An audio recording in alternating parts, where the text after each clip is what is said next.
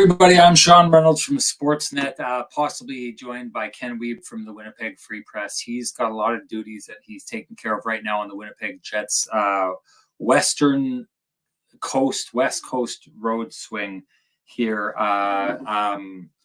Give me 1 second here, everybody.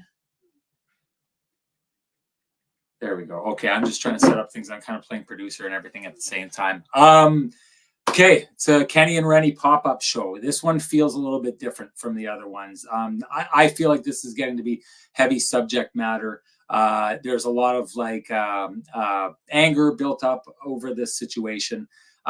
So I'm going to try and lay the ground rules of what we're trying to do here.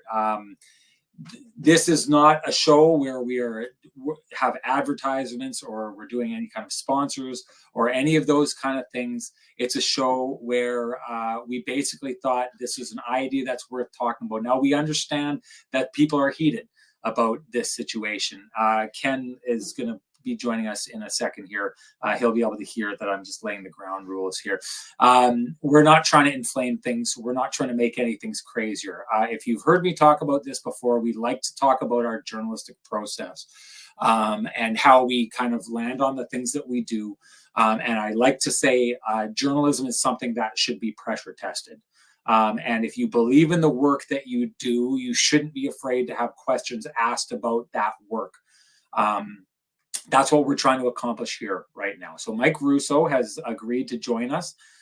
He's doing so in a manner when he gets on, just so everybody knows, it will be an audio only interview. His face is not going to be up. That was by his request. There's a lot of heat, like we talked about in this situation here. So that's going to be how he's going to come on this. It will essentially be like a radio style Kenny and Renny, not the best with technology.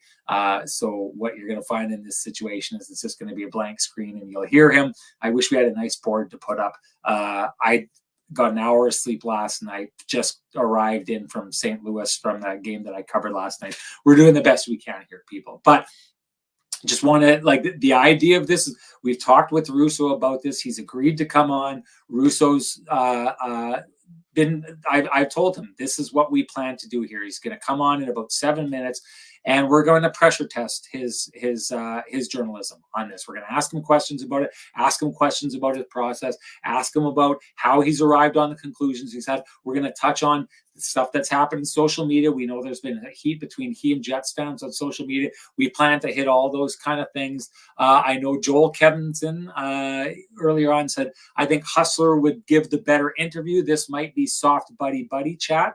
Hustler is a great at what he does. I'm sure Hustler would do a really good interview. The intention of this is not to be a buddy chat.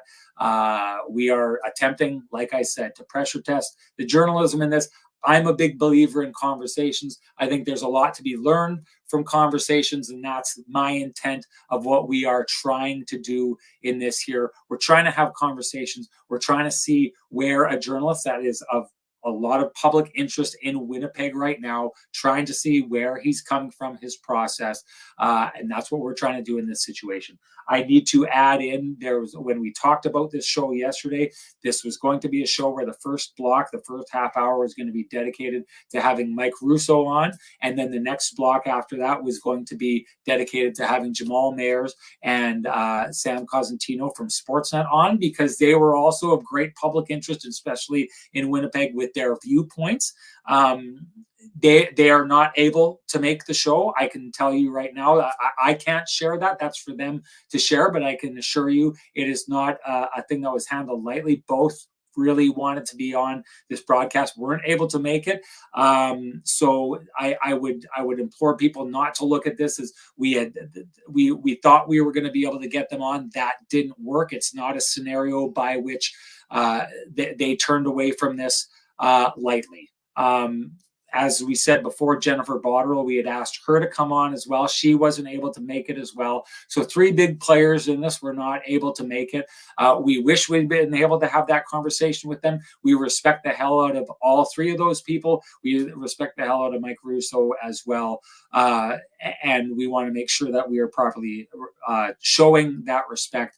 And just want to say that invite was sent out to everybody. They're not able to make it.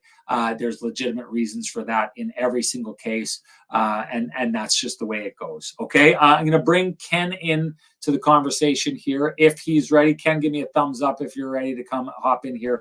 So Ken's coming in now, brought in from the West Coast. Appreciate you being here, Ken. Kind of laying the ground rules, letting people understand what we're trying to accomplish here. One of the things that we're trying to do is we are definitely not trying to inflame or elevate things. We know that things are heated here. We know they've got heated online.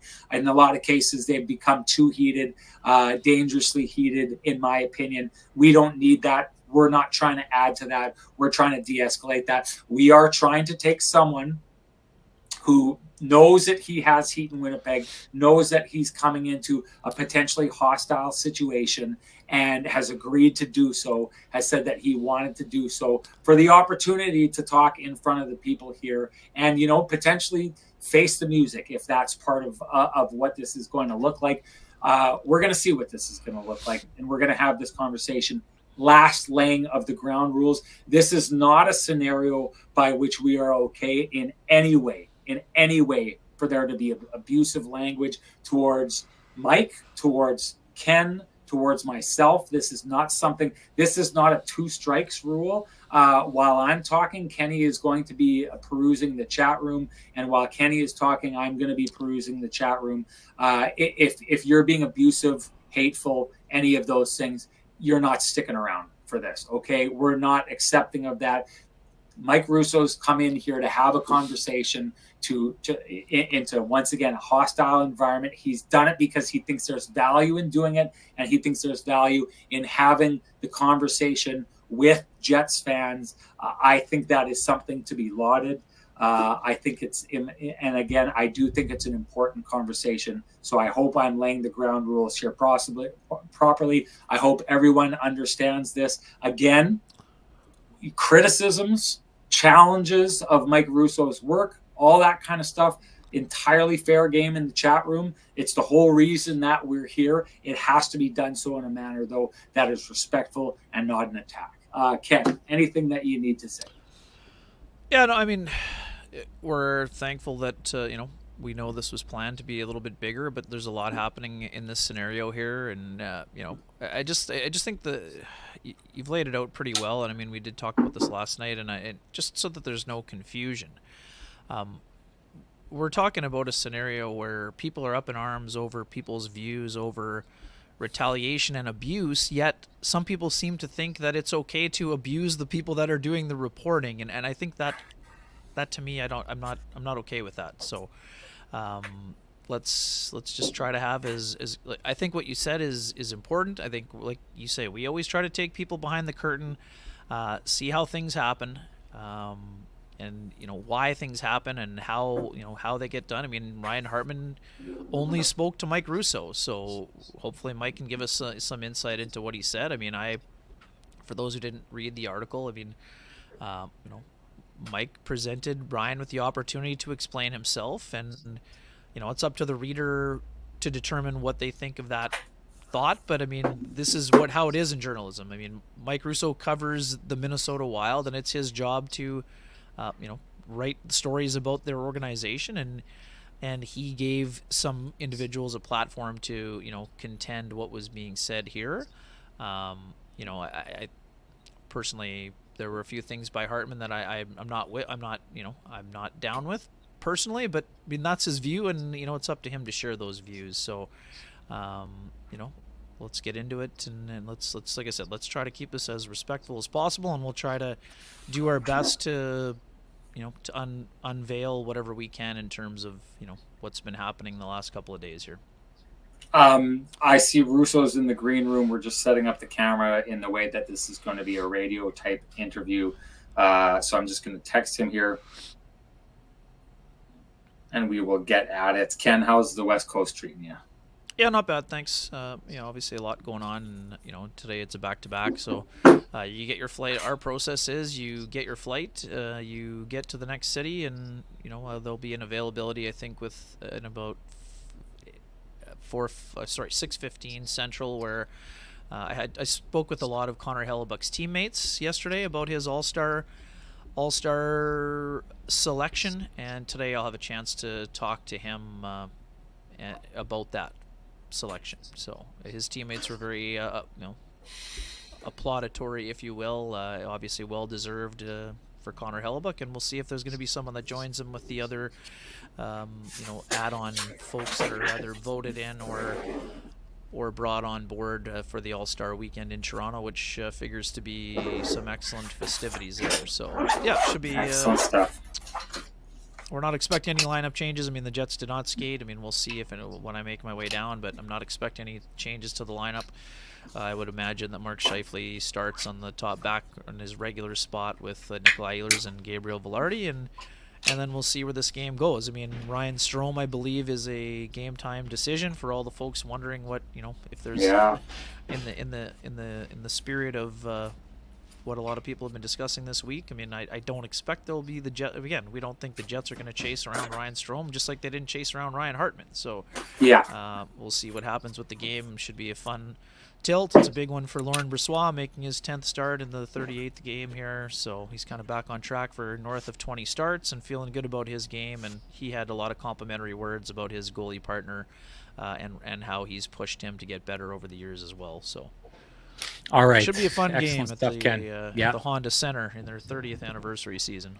Which means, of course, we are going to be back later on tonight with another Kenny and Renny podcast. We just can't get enough of this. We can't get enough of you people out here. So anyways, all right, time to bring in Mike. We're going to do that right now just to make sure the audio connection is there. Mike, it's Sean here. Ken's with you. I think you can see us regardless. Do we have you? Yes. Yeah, you have me. Can you hear me? Okay. I can hear you. We've got you great. I want to say first and foremost, I know that this is of the interviews you've done in your life, it's probably wasn't expected to be your easiest. I have a lot of admiration for you stepping into it. We talked about on the phone before this. This is going to be a pressure testing of journalism, which you are more than fine with, which I would expect from someone of the amount of time that you spent as a journalist. So let's just get this started, Mike. I want to ask the first question out of the gate here. Why would you even do this interview? The Ryan Hartman one? No, not the Hartman one. The one you're in right now. Why? I don't know how much is in this for you, Mike. Coming into this situation like this. Well, help our audience explain why you think it's worth your time and important for you to be here. Well, first of all, it's because I have tremendous respect for both of you. I've been friends with Ken for a long, long time. And Sean, you and I have done TV appearances together and internet hits together and radio stuff and friendly as well. And so that's part of it. So I do feel it's at least two people that I don't think are going to submarine me. The other thing is that, there's a couple of things. One, I want Jets fans to hear my voice and also know that I'm actually a normal human being that actually is a good person and all that type of stuff. And they just see my social media personality and obviously look at me as sort of the figure that covers the team that's the rival team right below them. Although the way that the two teams are playing right now, they actually probably shouldn't be rivals. And the other thing is, to me, it's important to be accountable and have courage in these type of situations. As you and I talked today, I was easily coming on, and then a couple things happened this morning that were very troublesome. That to me went above the board in terms of threats and things like that to me, and I almost backed out of it. And I think that's probably why some of your other guests have backed out of it. And that's one thing that I hope that we could all try to get beyond, is that we are just talking about a hockey game. We are talking about just two hockey teams. In the grand scheme of life, this is meaningless. And I think that sometimes fanaticism, goes into lunacy at times. And I feel like, one reason why I wanted to come on was just so everybody can hear my voice, because I do feel that this all started with a couple of very innocuous tweets that had no opinion in them. And I think that in today's day and age, maybe it's because fans know that if they go at the social media account, that person's not going to reply. So they just seem to pick out the beat writers from the other team and go at them. And I'm definitely one of those people that engage, sometimes stupidly. And because I'm so, prolific, I guess you could say, in terms of how often I tweet during games, it just seems like I usually bear the brunt of it. And unfortunately, sometimes my temper gets the best of me and I say stupid things back. Definitely did a couple times in this last week. I apologize to those people and those people that I offended. And I just thought it was important to let everybody know that, the type of person that I am, the type of person that I think Ken knows I am, and just sort of be accountable for, one, the things that I report, the things I say, but two, my actions that might have been immature in the last couple of weeks. Yeah, Mike. I mean, you were the only one who spoke with Ryan Hartman yesterday. I mean, what stood out about his response to Cole Perfetti's interview earlier in the week? Yeah. Well, first of all, let me just give people, since we're talking journalism, the background on this is that obviously. So first of all, I didn't even see the incident happen in the game. It wasn't until I got home.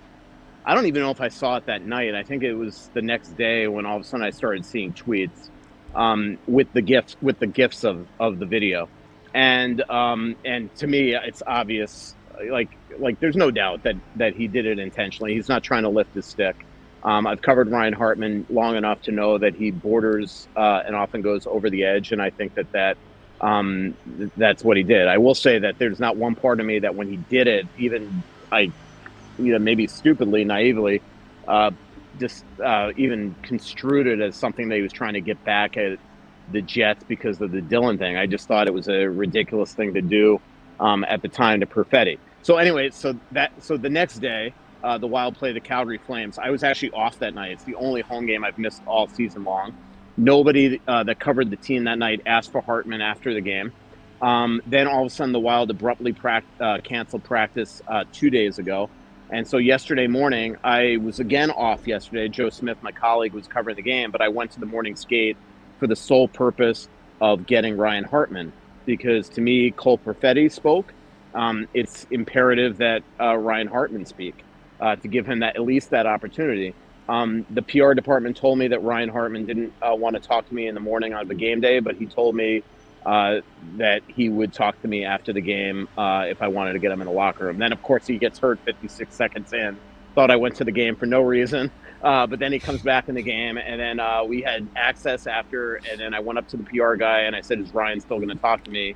And he said, yeah, let me clear the room out, and Ryan will come back and talk to you, and that's how that all came about. I think journalistically, when accusations like this were made, especially because there was so much distance between Perfetti's claims and the Jets' claims and the actual ability to talk to Ryan Hartman, it just became this 100% narrative that he definitely said what he did and that he admitted guilt and admitted payback. Now, I think that you and I and Sean and probably everybody listening still have our doubts on what Ryan said yesterday is actually true, and that, he sort of walked the line of whether he did it or not. But I still think that when you're accused of something and then it becomes this narrative that he definitely admitted it when we hadn't heard the video and we hadn't heard from Hartman, I thought it would, from a journalist standpoint, I had to at least give him the opportunity to speak. And so that's what I did. And to answer your question, I've talked to Ryan Hartman long enough. I know that when he gets into these situations, he often denies. Even with the Alex DeBrincat slew foot that happened in late November, he still claims that it was a total accidental trip and all that type of stuff. I think anybody that watches the video probably would maybe debate that. And on this one, because it happened so soon into the game, I think it's probably clear that it was, old school hockey, kind of what Jamal Mayers was talking about on TV the other night of, I'm not going to go after Brendan Dillon. I'm going to go after one of the top players of the other team. Unfortunately, he picked a 22-year-old with injuries, a history of injuries, and clearly, somebody that wasn't on the ice and was innocent here. So, it was, but then the other part of what he said was just fascinating to me, is that, he knew that the guy was wearing a mic and that he kept on trying to bait him into basically admitting it. And then he sort of turned the words into into I'm not gonna. You guys can read the quote. I don't even. It was so many little double negatives in there. I can't even say it off the top of my head. I joked with a colleague of ours today from a national publication that it was almost like Ryan Hartman all game long. If this is true, that he kept on asking him if it was purposeful, and if it's true that he really knew that he was quote unquote wired, it was almost like he was deciding all day game long, like, what can I say that's not going to incriminate me in a court of law, and then he came up with the way that he phrased it. And just to make one other thing clear, the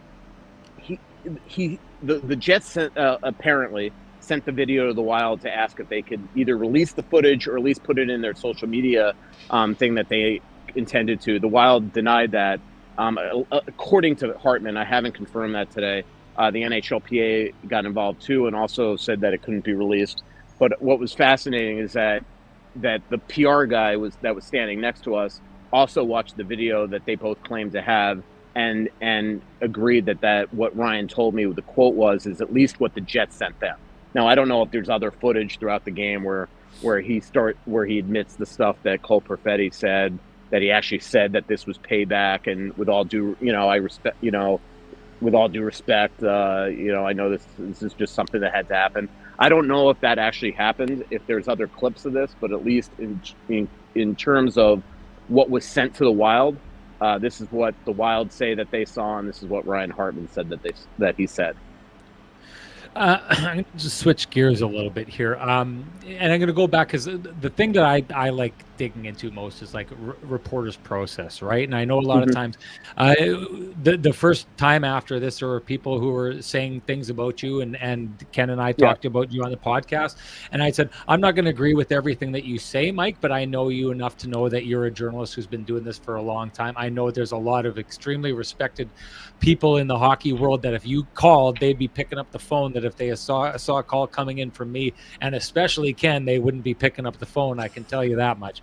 But I'm interested in your process of how you feel you cover your team, because I'm going to tell you this right now, the Winnipeg fan base, it feels as though you are very bent in the Minnesota Wild direction. They'll suggest that you're not impartial on this, and I do wonder, basically, like, it's all our jobs to cover teams, right? So when I'm covering the Winnipeg Jets, I just did a Vancouver Canucks game the other night, right? I know a lot more about the Jets. I can go in those directions. I can tell people things about them. I don't know sometimes whether or not by knowing as much as I do, by covering as much as I do, by having the blinders on with that team and not any other team, if maybe I'm not being as impartial as I think I am. But I wonder about your process and how you see your responsibility as being the balance between impartiality, but also about covering off the team that you cover and making sure that you represent that team's perspective and that fan base's perspective. Yeah, great question. And just in a couple minutes, I just need to text somebody, and if I get disconnected, I'll come right back, because when I tried to text some before, I did get disconnected.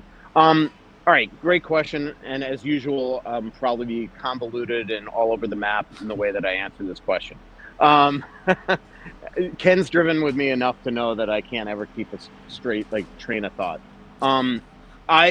I will say that my integrity, credibility, objectivity is extremely important to me. But I also know that I write for a certain fan base. So everything that you always do during a game is going to be slanted a little bit toward the team that you cover. I've talked to even coaches about this. Like there's a coach that's coaching in the NHL right now that when he was out of work, he was scouting. And he was scouting, certain teams, and he basically didn't even look at the players of the other team. He didn't even know who was playing well, because he was just paying so attention to his team. I don't know if that made sense what I'm saying. So a lot of times, even when I'm covering a game, you only see what certain players of your team are actually doing and things like that, because you're so focused on that. It's sort of the same way that I cover the team. I am when I write, and the problem with Twitter sometimes is you react right away. Sometimes you describe a goal incorrectly.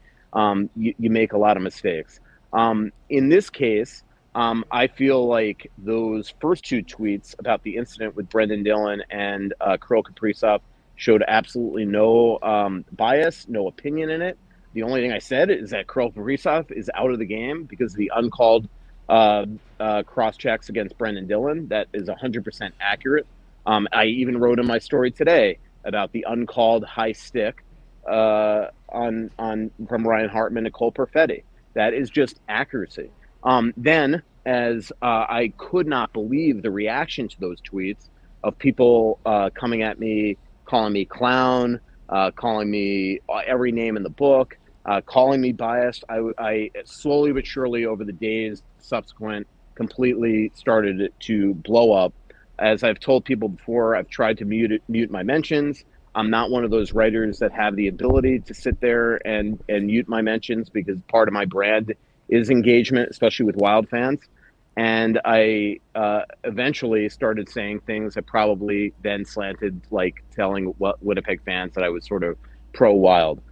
In this case today, my tweet today, where I went after a fan that basically that went after me, my only point to him was, it is my job to get Ryan Hartman's side of the story. It is my job to ask those questions. This was not me showing support for Ryan Hartman. This story I wrote today had zero slant to it. It was being a journalist, telling both sides, frankly, doing something that I think the person that sort of started this whole thing hasn't done. Oh,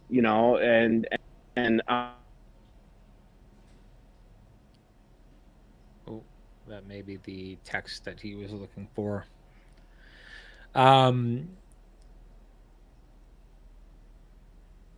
Ken, you're not frozen, are you? No, I'm I'm just not. going to text him and let him know that. Can you guys hear me? Yeah. Oh, no, there we got you're you back. yeah. We got you. Or we had you.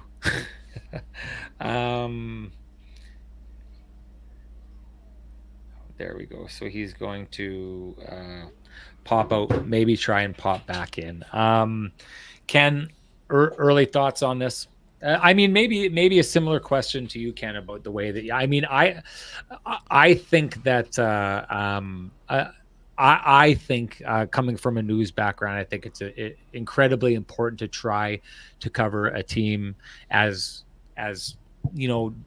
middle of the road as you possibly can. I honestly do think that it's got me in trouble with Jets fans in the past. I think, there's like a common theme for years in covering our podcast or in doing our podcast where people will say, like, I'm only happy when the Jets lose or certain things like that.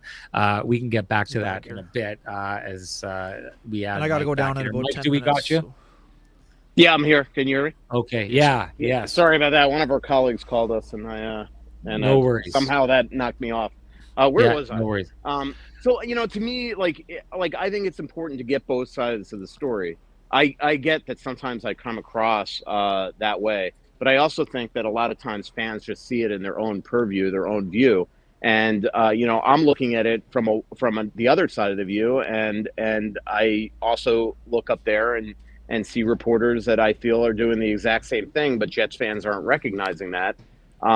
Because it's their team, that's the one thing I will say in this social media world that is very different from when I started covering the Florida Panthers 29 years ago, is that 29 years ago, you just wrote for the newspaper. You didn't have all these mechanisms to do radio, do TV, do podcasts, essentially put out all sorts of opinion out there. And I think that sometimes it does blur the line, and then fans just sort of look at it in their own purview, if that makes sense.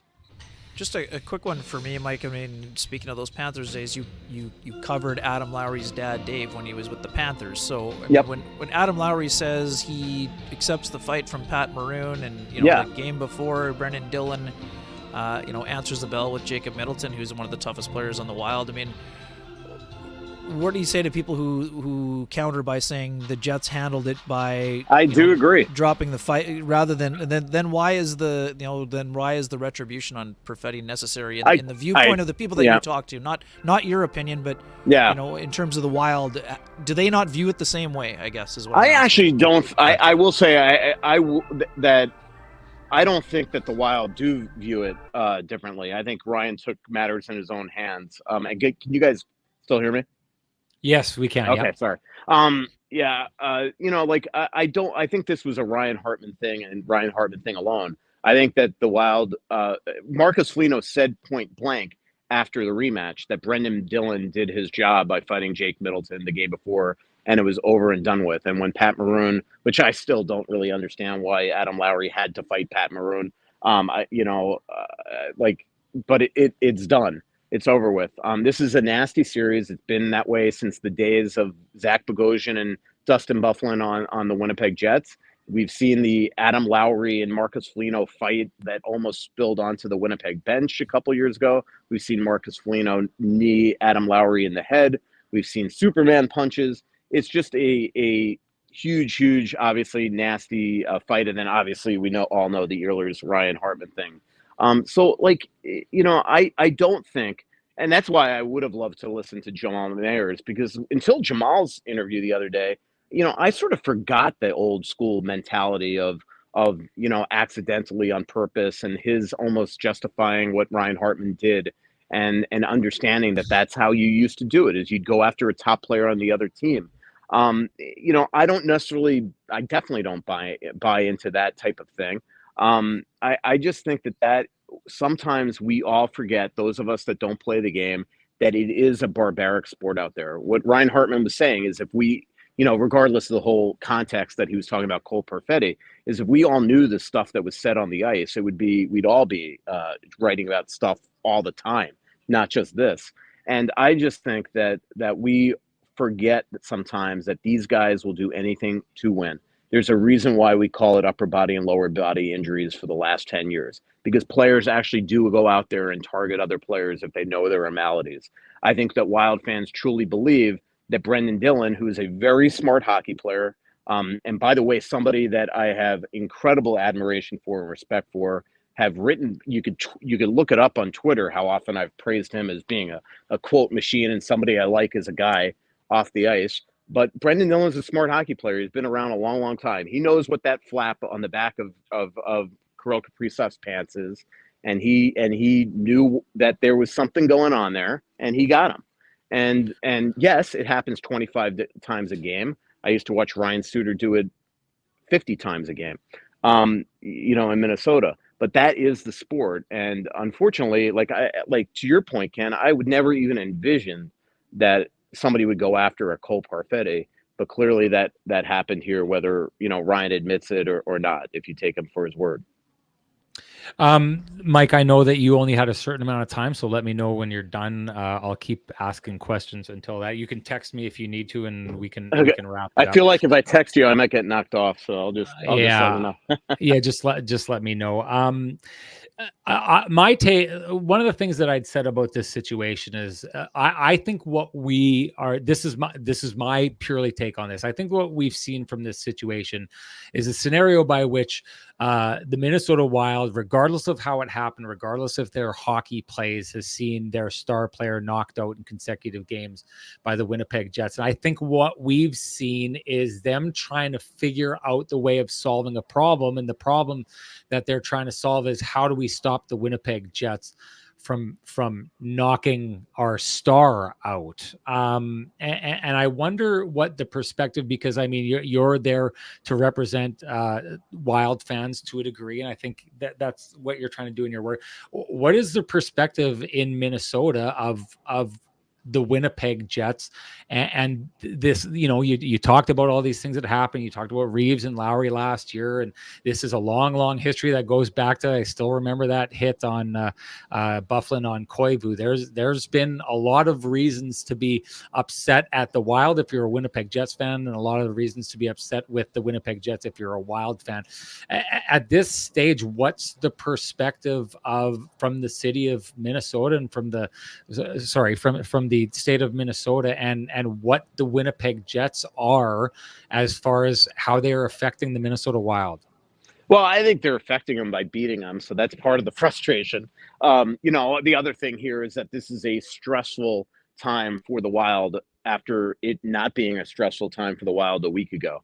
I mean, they won 11 of their first 14 games. They're feeling good. They're practicing in in practice with Canes. I mean, the vibes were incredible. Then they go up to Winnipeg, and now all hell breaks loose. They lose 4 games in a row, and they've got like 7 injuries in their lineup. So that's part of what's going on here. It's not just the Jets. In terms of the, nobody would like to see their star player out of the lineup. I'm sure Jets fans tonight will be praying to goodness that somebody does something to Ryan Strome if he plays, because of what happened to Kyle Connor. Nobody wants to see that, and this is 2 years in a row now that whether you believe it's fair or not, that a Wild player has gone up there that is their superstar and has come back hurt. Last year, it pretty much ended their season, and this year it has now put them in a position where they thought they were going to make the playoffs, and now they're already in a tough bind because of it.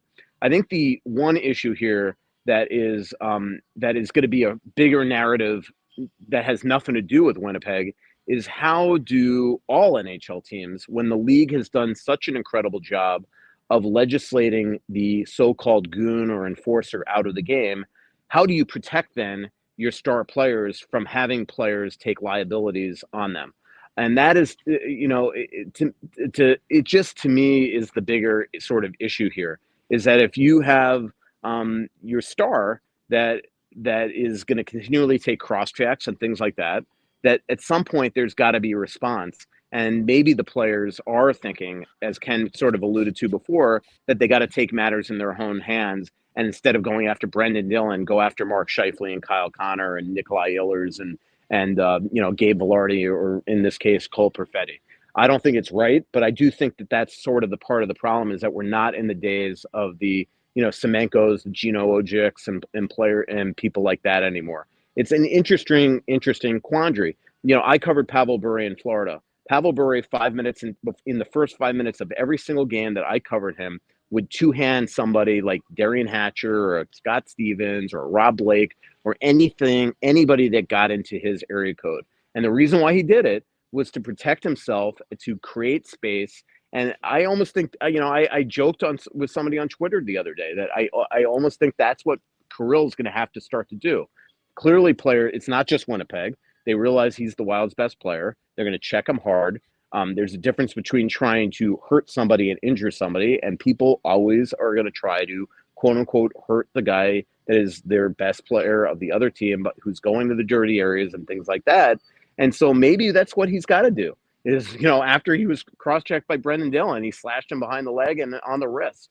Maybe he's got to start to do that earlier in games, to buy himself time, to also remind those players, do not come near me because I'm liable to do anything.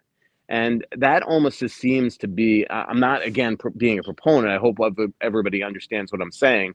But this is now an issue where I think the Wild are looking at a superstar that has not been able to stay healthy the last couple of years because of in their minds, situations where they're being basically, basically that player is being sort of bullied or targeted. And just last one for me. I got to run down for the pregame avail, Mike, but just a quick one. And I'm not asking you to speak for him, but because you know him better than Sean or I, to me, Ryan Hartman's words sort of sound like victim blaming by the end of it. Is that his intention, or am I misinterpreting his words because I don't know him as a person? Ryan is a fascinating guy. I mean, he plays angry. He crosses the line a lot. He's gotten into a lot of trouble just in Minnesota with the coaches for taking penalties and not being disciplined. He's tried to change that, but the last year and a half, he has done this way too often, and he really doesn't give a crap. I mean, that's the thing. Like when you're talking to him afterwards, it is all business. He's not joking around. He's got a straight face. He just came out and just every question I had, sort of let it happen. So that's just sort of the way he is. I mean, he's there's certain players that have personas on the ice and they're very different off of it. He's a good person off the ice, but even when you go up to him, he is all intense talking to you. And that's the way he was after the game the other night. So, the bigger issue here that Minnesota's got to deal with, and I asked Bill Guerin this the other night on the phone, is like, does he have to change his ways here? Because regardless of this so-called audio is not admissible in a court of law in the NHL's eyes, and they can't suspend them because of it, because of this agreement that they've made with the NHLPA 18 years ago when players started to get mic'd up. they're also human beings here. It's like, saying, my podcast partner, Anthony LaPanta, said this on the podcast the other day. It's like, you say something to a jury, and all of a sudden you're told to discount that, but you still heard it. You can't unhear it. And I think that the Department of Player Safety right now, the next time that Ryan Hartman does anything to cross the line, I think he's looking at a big, big suspension because he does have a history, and he's got to start to really be careful here. And referees are after him, and I think the clearly Department of Player Safety are not fond of him right now, and we're seeing other teams know that he's got a short fuse. There's a reason why Jeannot last night drove him hard into that glass. And so I think that this is sort of the biggest issue right now that the Wild's got to deal with when it comes to Ryan.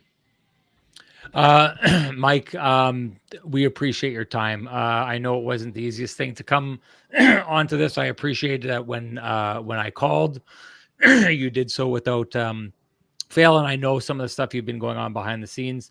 And it takes a lot to come with all that going on. So I do appreciate that. Thank you very much for that. Just a lot of respect for you standing up into the situation. We're not going to agree on everything that was said, but the conversation I thought was important. I'm glad that you took the time to have it with us. No problem. Anytime. And hopefully, I will do my best, I swear, with Jets fans to be as respectful as I could be and not engaged. And hopefully it could be reciprocal in that way. And if I will say that I apologize if I've offended anybody the last couple of days, and I'll do my best to sort of be much more professional and mature and all that stuff. And hopefully people do realize that I am actually a human being and actually a good person and not sort of I don't wear Minnesota Wild underwear and have Minnesota Wild tattoos. And I can promise you, if they ever win a cup, which won't be in my lifetime, I will not get a ring. So have fun at the game tonight, Ken. Thanks, my friend. Okay. Good to see you. Thanks, Take care. Mike. Thank you. Take care. We'll talk to you later. Bye. So listen, you got to go. It's just the tunes are blasting, and I probably need to get down. So you can do whatever you need to do. I'll give a quick thanks goodbye very much to everybody for here. doing it, my man. Yep. Yeah, Thank you. Appreciate it. that, Ken. Thank you. Listen, I know that in doing something like this, there's going to be certain things that make people happy, certain things that make people unhappy. I know we're not going to make everyone happy. I actually love this comment by D. Kingsley, who says, I just got to say, if this is what Sean considers pressure testing, I don't ever want him to come over and pressure wash my sidewalk for me. LMAO. It's pretty funny. You got to admit, it's pretty funny. Listen, a lot of people aren't going to be happy with what we did here. That's just the way it's going to be. I know a lot of people wanted to come in for retribution. People wanted to come and call those things out. I mean, my take on this is you bring someone in, you let them explain their process. You can take it, you can leave it. Clearly, a lot of people here have not bought into what Mike's saying. That's okay. I'm okay with that. I thought it was important to get the conversation out in front of people. I think that we did that here. Everyone else can take away what they want from this, whether they thought it was worth their time or not. But I do appreciate everybody coming on. Dale Sawchuk had said now Jamal and Sam. For those who missed it at the beginning of the show, Jamal and Sam will not be making an appearance. The reasoning remain with them, but I can tell you right now, and I'll put my name behind it, there's good reason for them to have not been able to make it here. I'd love to stay, and here I'll do the quick one. Jordy Angus said, Sean, I want to hear your thoughts on the Canucks. The Canucks, from what I saw, are a team that I touched on this quickly last night on the podcast. They seem to trade styles of game with the team that they were playing. They were playing with St. Louis. Sometimes they were playing St. Louis Blues hockey.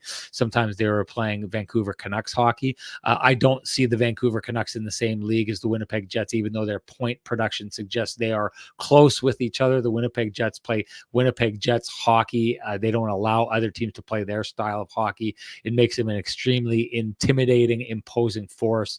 Yes, saw the Canucks. They've got a lot of high-end talent on that team. They can score. They've got a lot of depth on that team. Their third line had scored, I think it was for the 6th game straight. So what you're seeing as far as depth from these two teams, the Winnipeg Jets and the Vancouver Canucks, they've got a little bit of that going on. They've got a phenomenal goaltender. He's been a great eraser for them, and he was in that game as well. I don't see them as being a team on par with the Winnipeg Jets, and thus I do not expect them to stay near the Winnipeg Jets in the point standings for much longer, is my take on that. I would love to stay and tackle questions if people had questions. I just think there's so many coming in that it would be difficult to create a scenario by which people were feeling that I was getting to everybody's questions. Again, we're trying here. People, I know not everyone is going to be happy with what happened here. Some people were showing up for their pound of flesh. My idea behind this is getting a writer's process out so you can see. I think if someone tells you about how they arrived on the conclusions they arrived to, you can at least see where they're coming from, and you can accept that. You can think that they did a good job. You can not think you did a good job, but in the end, what it does do, I think, is allows people to at least understand how people came to the conclusions that they had, whether those conclusions be right or wrong. That's my take on it. And that's what we're doing. We're going to wrap it up here. Just wanted to say we're going to be back at it again tonight, back to our regular broadcasting